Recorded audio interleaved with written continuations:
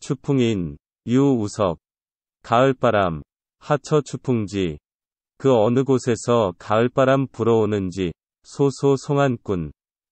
쓸쓸히 기러기 때만 보냈구나. 조례 입정수. 아침뜨락 나무 사이로 불어들어. 고객 최선문. 외로운 나그네가 가장 먼저 듣는다.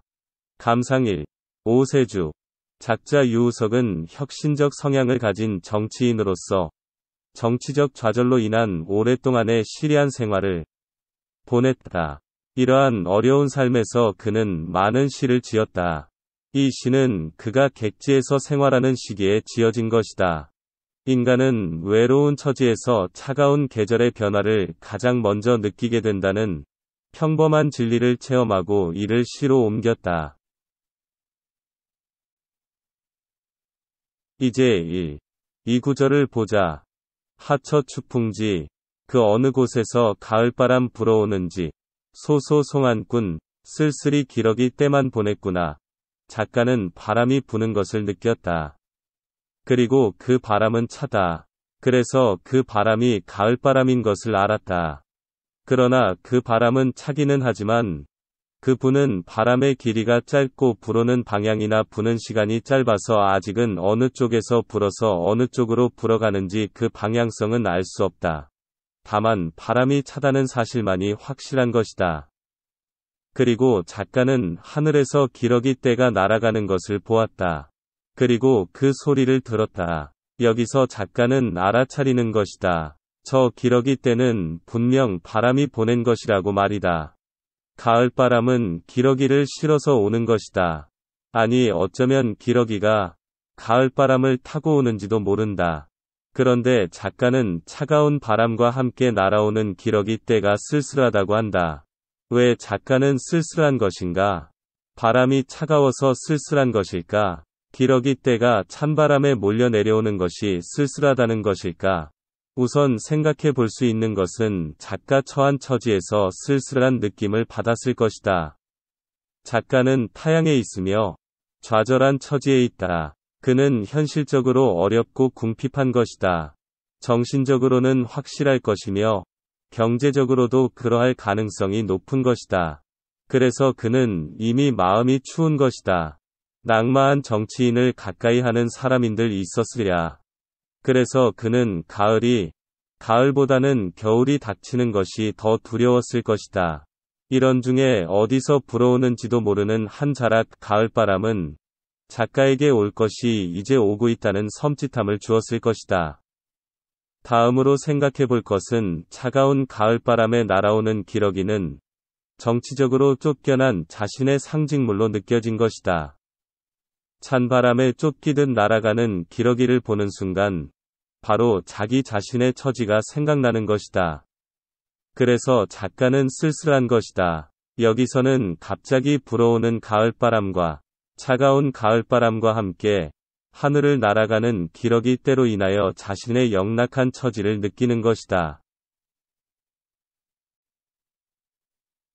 3. 4구절을 보자. 조례 입정수. 아침뜨락 나무 사이로 불어들어. 고객 최선문. 외로운 나그네가 가장 먼저 듣는다. 아침이 되어서는 가을바람이 뜰하게 나무 사이로 불어든다고 한다. 그렇다면 위의 일. 이 구절의 일은 전날 오후나 저녁쯤의 일로 생각된다. 가을바람에 대한 작가의 생각과 느낌은 하룻밤을 묵은 아침에도 계속된다. 곧 가을바람이 뜨락 나무들 사이로 불어든다는 것이다. 마치 작자를 일부러 찾아와 괴롭히고 말겠다는 듯이 말이다. 이제 가을바람은 작가의 방 바로 앞까지 와 있는 것이다. 물론 이는 작가가 깨어나서도 차가운 바람을 느꼈다는 것이다. 소리로, 그리고 차가움으로 말이다. 왜 작가는 아침부터 가을바람 소리와 차가움을 느끼게 되었는가? 그것은 그는 이제 좌절한 정치인으로 철저히 망가진 상태를 의미한다. 패배한 정치인에게는 평범한 일반인의 생활도 용납될 수 없는 것이다. 그것은 권력 상대편에 의해 재기의 발판을 없애버리려는 의도에서 저질러지는 잔인한 견제행위다. 정치 권력에서 패배한 쪽은 모든 국민권의 박탈과 이에 따르는 감시의 눈초리만이 있는 것이다. 이것은 동서고금에 통하는 권력의 속성이기 때문이다.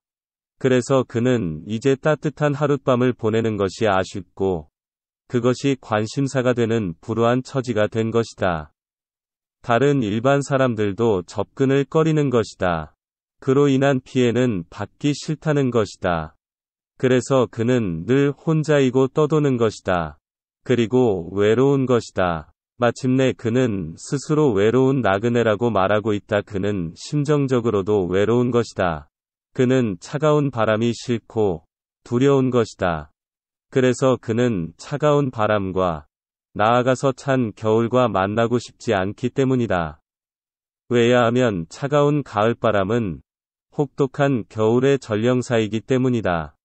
여기서는 이른 아침 뜰하게 가을바람 불어드는 소리를 마음이 외로운 내가 가장 먼저 듣게 된다고 작가는 말한다. 물론 나그네로서 남의 집 신세를 진다면 일찍 일어나 마당이라도 쓸어줄 눈치도 보고 있는지도 모른다. 아니면 집 생각이나 여서 돌아가자는 상념으로 잠자지 못하고 일찍 깨어난 것인지도 모른다. 하여튼 여러가지 아유로 작가는 일찍 일어나 뜰하게 나와 가을바람을 느꼈는지도 모른다. 사실 그렇다. 차가워지는 가을. 일반 생활인이 자기 집에 살면서 누가 일찍 나아가 찬 바람을 맞을 것인가 말이다. 진정 작가와 같은 영락한 정치인으로 집을 떠나 마음이 외로운 이가 가장 먼저 가을바람 소리를 듣게 될 것이고 가을 추위를 가장 먼저 느끼게 될 것이다. 종합적으로 살펴보자. 1. 이 구절에서 작가는 불어오는 방향을 알 수 없는 강하지 않은 바람을 느낀다. 그러나 그 바람은 너무 차가워 가을바람임을 알았다. 그리고 하늘에 나는 기러기 떼를 보고 그 기러기도 가을바람이 보냈을 것이라는 생각을 한다. 그리고 하룻밤을 묵었다. 3. 4구절에서 다음날 아침 작가가 묵은 방 가까운 뜰에 가을바람이 불어오는 소리를 작가가 들은 것이다. 아니면 작가가 일찍 깨어나 뜰하게 나가 직접 가을바람을 맞아보았는지도 모른다. 그때 다른 사람들은 아직 따뜻한 방 안에서 모두 자고 있었을 것이다. 이런 경우 작가는 상념 많고 공궁한 나그네 처지에 자신이 가장 먼저 가을바람의 차가움을 느낀다고 서러워하고 있는 것이다. 이러한 상황에서 이 시는 지어졌다. 사실 낭망한 인간의 처지는 외로운 것이다. 특히나 자신의 정치적 소신이 좌절된 사람은 굉장한 정신적 공황 상태에 빠지는지도 모른다. 그것은 가치관의 패배를 뜻하기 때문이다. 아울러 그것은 현실적 평범한 삶마저 포기하기를 강요당하는 처지이니 얼마나 차가운 삶인가. 지금도 인간 사회에서는 비록 형태를 달리하지만 이러한 상황의 삶은 계속 이어지고 있다고 보는 것이다. 이러한 사람에게 가을바람은 영원히 차가울 수밖에 없다. 우리는 이러한 작품을 통하여 수많은 순수한 혁명가, 좌절한 지성인의 외로운 삶을, 그리고 삶의 우수를 기억하게 된다.